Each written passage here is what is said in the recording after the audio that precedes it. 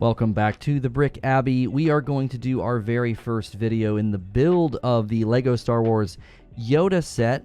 And we already did the unboxing. If you haven't seen that, I walked through kind of what we're going to do with the organization here. We like to do piece organization, and bags 1, 2, and 3 we feel are a good number of pieces to start with. We can't do bags 1 through 13. I don't have that much table space. And even if I did and we had the camera zoomed way out, it wouldn't look as good. We think this is a very good setup. So what we're going to do in this video is we're going to unbag, not unbox. We're going to unbag all these pieces and then organize them. And I actually really enjoy the piece organization. And we weren't sure if we were going to continue doing it because people responded so positively. It's going to be interwoven into this content because we think that that is a great way to break up the sets a little bit. And usually I'm sitting down for this, and I was going to try standing in this one, and I'm already deciding that I don't like that. So what I'm going to do is I'm going to unbag. I'm going to loosely organize here just at the start, and then I'm gonna unbag everything.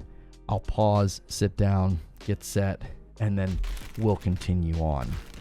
So these pieces are not numbered, but these are the frame that you're going to be building our short little green friend on. And this is for the tail end when you build his little stand. So we're not necessarily going to need that, but we'll need the frame right at the beginning of it. Oh, we got some bags here that we didn't open from bag 1. You gotta be careful. You gotta be careful with these little ones, because man, you'll dump them and they'll just go rolling on you.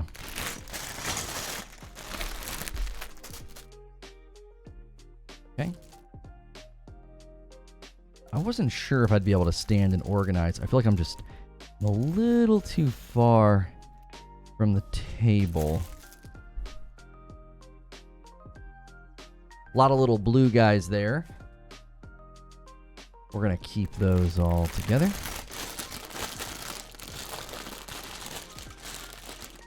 Oh, we're losing some pieces. Bag within a bag. Tell you what, let's move 3 out of the way. These are nice big pieces. I like the nice big pieces because they're not as tedious to organize. Okay, if we do this right, our organization stuff will be really fun. Kind of we're already loosely grouping them by color. You can kind of see there's a slight method to my madness here. Very slight.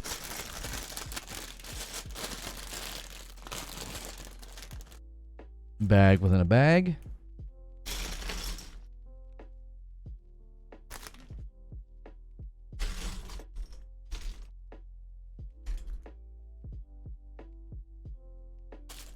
Last one here.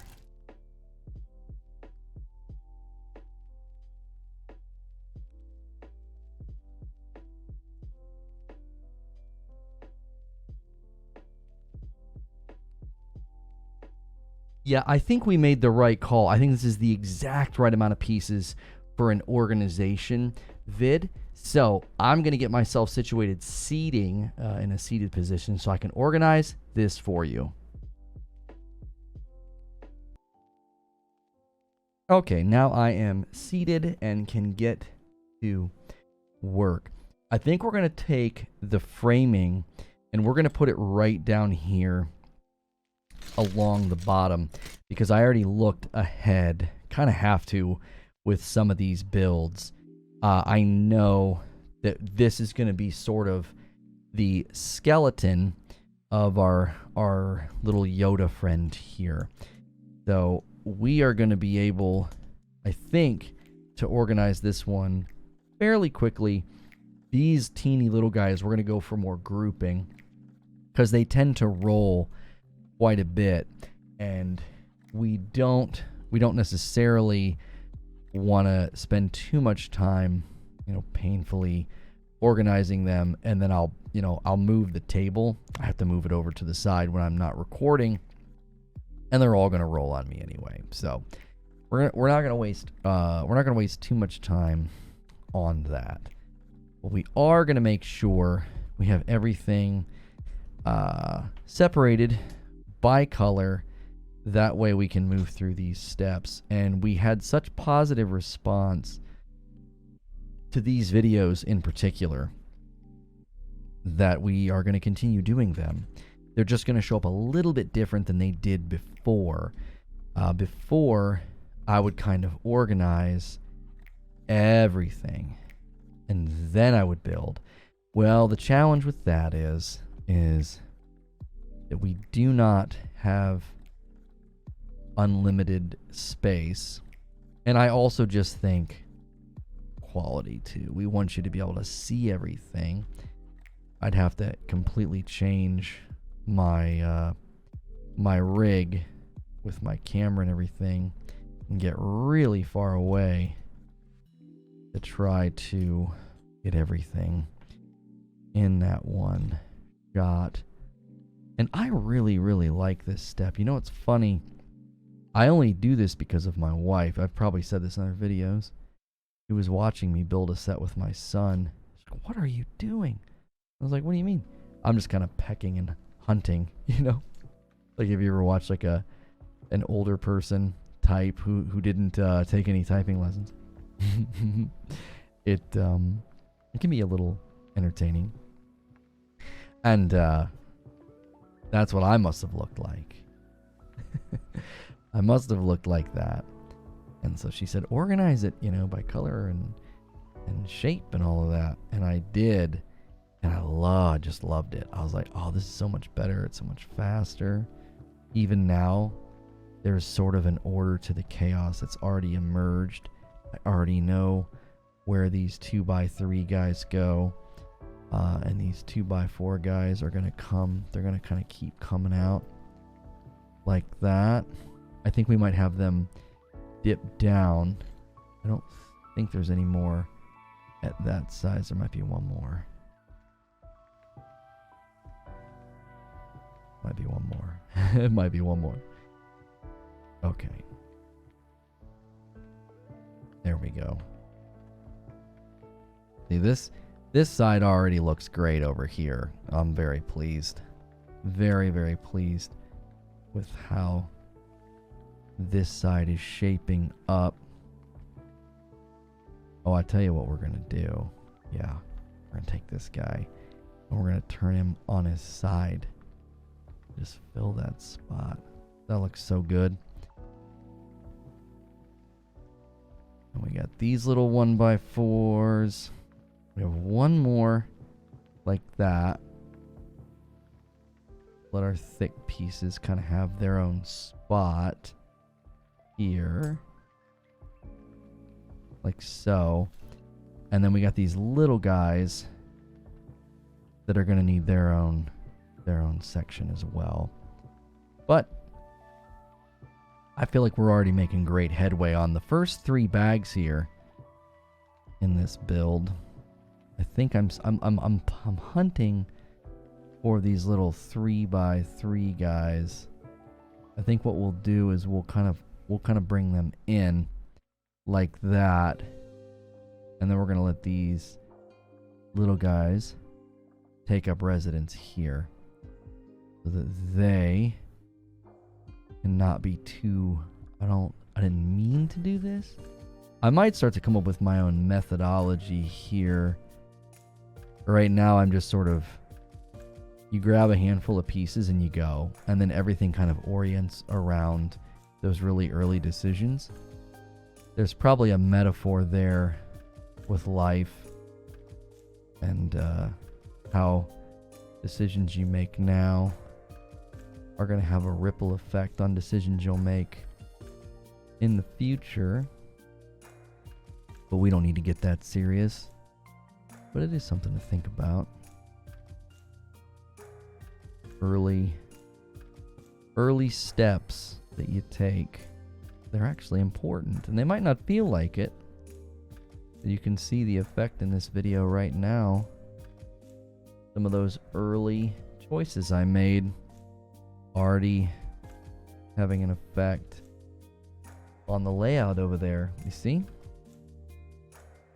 We got a couple randoms here out and about on their own. These ones look sort of like flower petals or something. We'll put them down here along the bottom. That is kind of, that up there is bothering me a little bit. We're gonna shuffle. Seems like everything was kind of a little bit too pushed out. It'll give this top a tapered effect. There we go. That's nice. All right. There we go. This side coming together. Another smooth piece. Another smooth piece. I think yeah, they use these ones that look like flower petals. I believe they use them for his claws on his feet. So there may be another one out there somewhere. I'm not seeing it. Oh, look. Look what we have here. There we go. That can go underneath. Like so. Got a couple of stragglers out there in the wild. Time for them to come home. Been the name of the channel, obviously the Brick Abbey, inspired by Redwall Abbey in the Redwall books. One of the locations in the Redwall books is Salamandastron, and it's a mountain, and the badgers are there's always a badger lord in charge, and there's the long patrol, the hares, and that's what made me think of that when I said out in the wild and need to come home. There was one of the stories, they needed to form an army, and the badger lord had let all of the young hares sort of go off, and I don't know if they use this phrase, but it kind of felt like a, go off and sow your wild oats kind of a thing. And they are hares after all, so they have a lot of energy and they want to run, and they eat like crazy in the books. And there was an older hare that had to go out and get them all and bring them back because they were under siege. One of the things I always like in those stories is they set up, the author is pretty creative. He's pretty creative at setting up. You kind of think you know what's going to happen. You're like, because obviously these are stories that are meant to be enjoyable. So there's always that, you know that the darkness is there, but you know the good's going to win. You know the light's going to win in the end.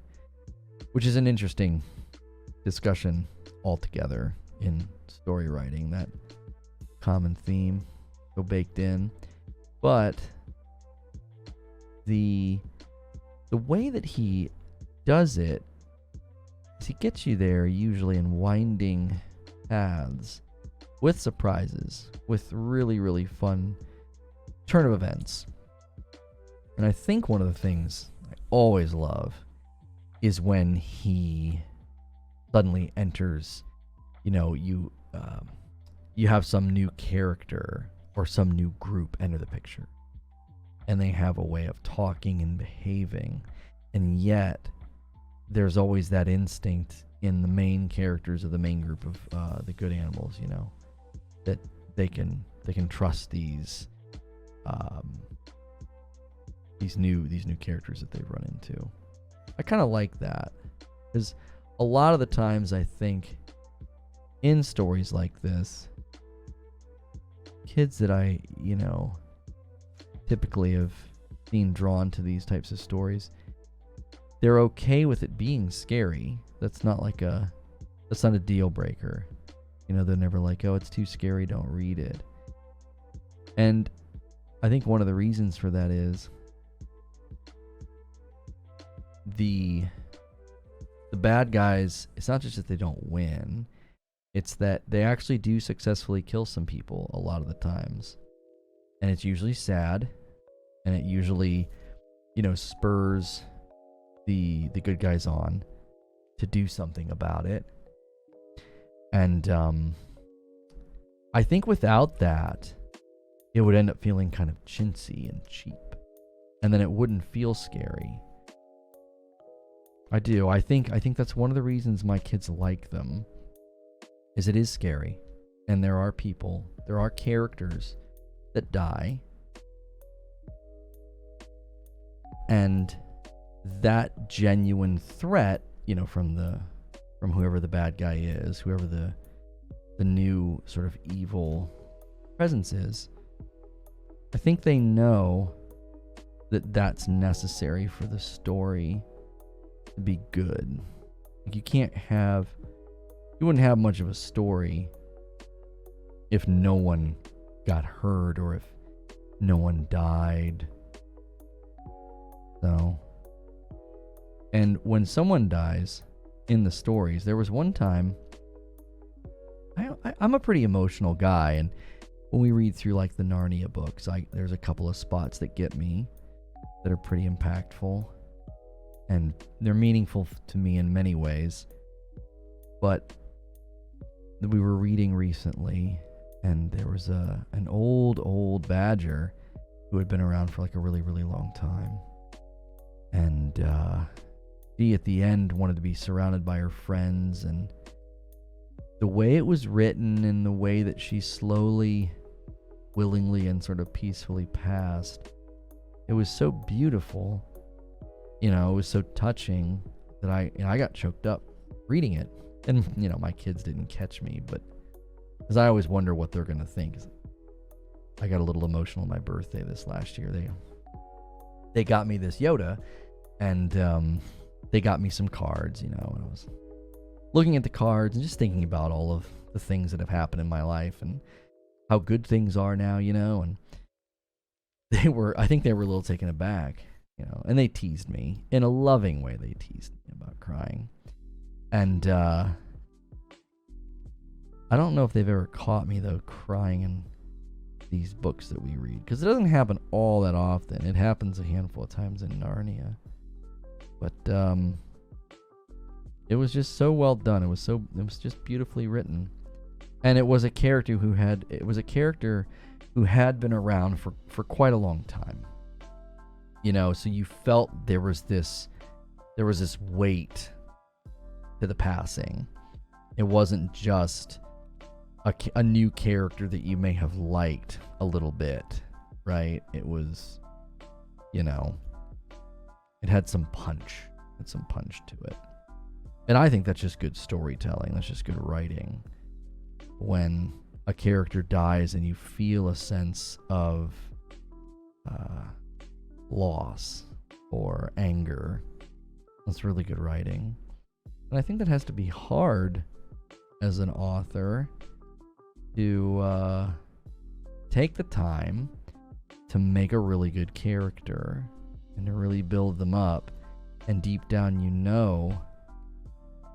that the story is going to ask more of the character than just likable and great and valiant. It may ask them to die, and that's I would be interested to interview an author about that, getting attached to a character because of the work that goes into writing them, and what that must feel like when you decide the right thing, for the story is for somebody to pass. gotta feel, it's gotta feel sad writing it, you know, and if it's sad reading it. Okay, so here's what we're gonna do. I was gonna try to organize these little blue guys, but man, oh man, I'm having to like push them down into the foam to achieve it, and I don't want to do that. I don't want to have all these indentations in my foam. I like my white foam tabletop that I got, and I don't want it to unnecessarily have wear and tear on it. It also was just becoming a little too tedious. There are so many of these guys. We're just gonna kind of pile them. I hope that's okay with you. You can't stop me. So you'll have to leave a comment below and say what you thought. We're getting near the end of the Redwall books, actually. And I think it'll be sad when it's over. My kids listen to audiobooks, and they go back and have favorites that they like from Redwall. And the agreement is they're not allowed to listen to any of the books we haven't read yet, so they can't skip ahead with their audiobooks because we're doing it together. You know, it's a fun evening ritual. And gonna feel a little twinge of sadness when I close page on the last book. But sunsets lead to sunrises, don't they? So we'll be able to find something new to read, some new adventure, some new book, some hero to cheer for, a villain to revile. Something that I love about books. I always know when my family has been to the library, as I come upstairs, and at the time of this recording, my sweet little 9-year-old and 7-year-old are just quiet and head down in a book. Something beautiful about that. A young mind combing over the pages of a graphic novel, or my daughter's now, reading. So what that impact that has, they go places, they get to visit places. They love for a while there, my daughter loved the Magic Treehouse books. And I like them. I'm not particularly fond of the audiobook versions. Mary Pope Osborne is her name, and she reads them. And obviously, if she's still alive and for whatever reason would ever hear me say this, I don't mean this in a mean way. I just don't think she has the greatest reading voice for audiobooks. There are people who have voices that just feel sort of made for that, And that's just not her skill set. She wrote great books, they're really awesome. They're super educational. My kids will tell me about things. I'm like, where'd you learn that? They're like, oh, Magic Treehouse. So I'm very appreciative of what she did and what she came up with, but not my choice for an audiobook reader. Well, we're getting close to when this will speed up significantly. We saved the best for last over here with all these giant pieces that will go very quickly, I would imagine, compared to having to grab each of these little guys. But this has been fun. I've liked this one. I love all the different colors. I'm going to do the same thing with these little black connectors. We're just going to kind of go for a pile up here. They roll and they go wild on us. So it's not worth the effort. There are different ones though, I believe. We need to be cognizant of that. That have... Oh no, these are all the same. Sometimes like one side is sort of like it's like a cross shape, and then the other side is not. It's like a regular connector shape. So we're gonna take these black, almost like stand connectors, I guess you would call them. We're gonna take those right across there, and then this guy, and then what we'll be able to do, I think, is we'll come down here, because visually I think it'll look nice to have the white down there. A runaway tan piece. These like almost like chocolate light colored ones we'll be able to put down here. I think black's gonna end up over there because black's already kind of up there, and then we'll pull the yellows down into this section here. We're kind of plotting our course here. Appreciate you guys watching these and hanging out with me. Extremely enjoyable to just not have any speed or time constraints. I just get to kind of do this, and we'll continue to think through how often stuff hits this channel in relation, obviously, to just how much support we're seeing. So if you're enjoying the content and doing all those things, then you're a part of that. You're definitely a part of the equation. Okay. You guys are going to come over. They're just going to fill this in. Got lucky on that count there. I thought I saw another little square. I guess I did not do these guys now. We got the 4x1s or the 1x4s. Okay. And I know there's some individuals. Yep, I thought I would take these down the side. Like so.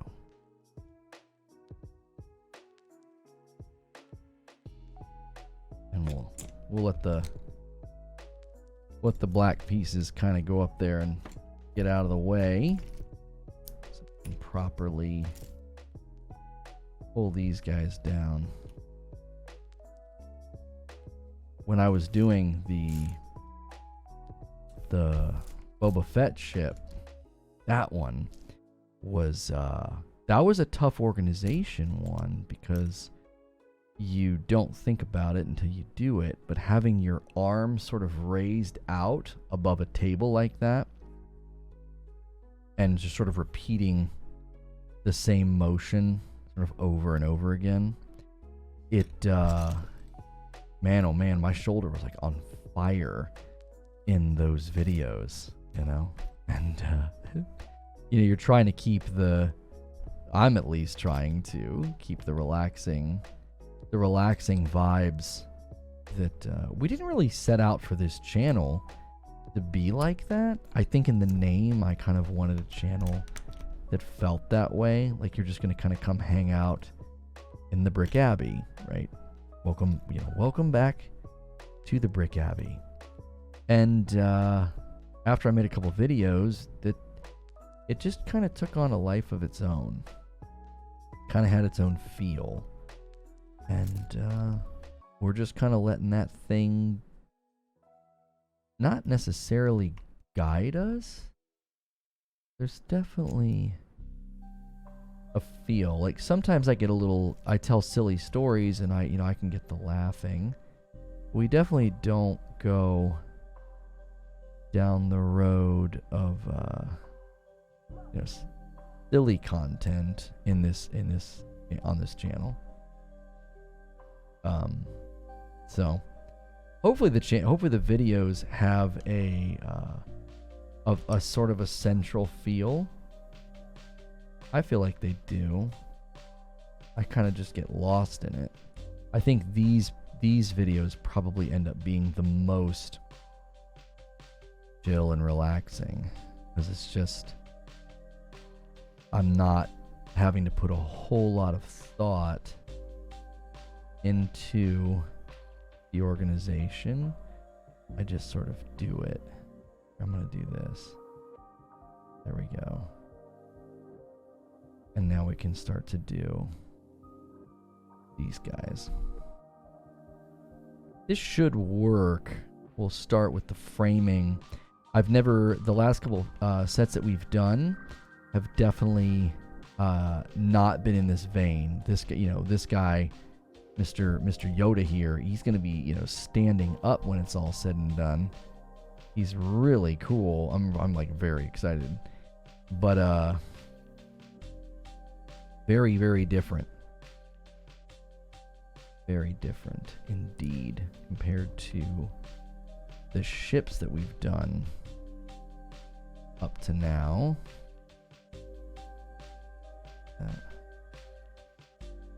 Yeah, that's. It's my eyes are playing tricks on me. That looks like, for a second it looks like the burgundy, like the dark red, and then another second it kind of looks like it's black. They're very close, it seems. And the lighting in here it's good, but it's just that kind of lighting that it looks great on film. Film, you know what I mean. Looks great on the camera, but it can make it a little tough on me to see everything. We'll slide all these guys down. I found another square. Another one of these. There we go. Another 3. We'll run that across that. I think we're going to take the slanted pieces and we're going to put them above there. Okay. And we don't want the videos to be so long that they're difficult to consume. We're usually landing in the 30 to 40 minute range. I don't want to go beyond. Oops. I do not want to go beyond 40, I don't think. Like, it's just a little bit too long. We obviously just sort of let the videos happen. Now, once I'm building, I can just sort of stop. But when we're doing this, it obviously wouldn't make much sense to just be like, well, that's good enough for now. We'll see you next time, kind of a thing. That would be a little awkward. All right, I'm going to do that. I'm going to bring that one down, and then I'm going to let these guys kind of rest in that spot. And then this should be fairly quickly right here. Just a handful of the bigger black pieces. I think what I'm going to do is I'm going to let these 3 give us a nice line there. And that guy will fit there. That one there. I'm going to put these ones here because I swear they're not quite black, but they're also not quite burgundy either. Man, my eyes. They're definitely a darker color. They are. My eyes are messing with me. I can't quite tell.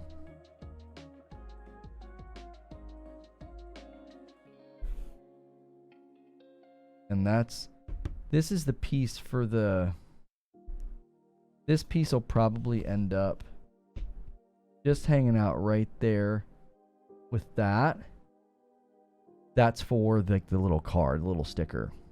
So that is bags 1, 2, and 3. If you look here in the book, bags 1, 2, and 3, that's what we're going to be able to start working on. And then when it's time to open new bags, we'll do this again, because we got such positive feedback on this, and every time I'm done and I look up at the recording and I see it, I'm just so pleased with how it looks. So thank you. I'm glad you guys enjoy these, and I'm glad you guys enjoy the channel. So hit subscribe, hit the bell button, hit the like button, do all those things. Consider using the links below if you want to support us in any way. You can send sets on the wish list, and maybe suggest sets in the comments, and we greatly appreciate all that you guys are doing for us here at the Brick Abbey. We'll see you in the next video.